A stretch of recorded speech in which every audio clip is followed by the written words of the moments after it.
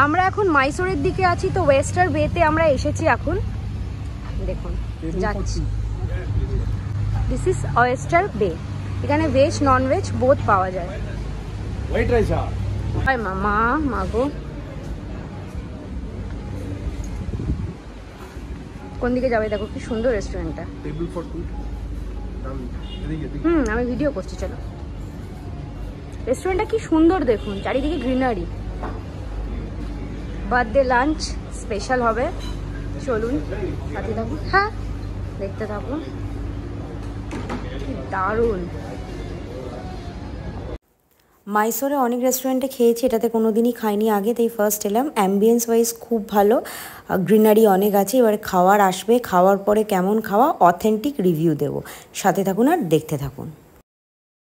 চলে এসেছি আমাদের স্টার্টার। এটা কি ছিল স্টার্টারে? Tandoori chicken, tandoori chilli chicken. এটা একটা অন্যরকম আইটেম, তন্দুরি চিলি চিকেন।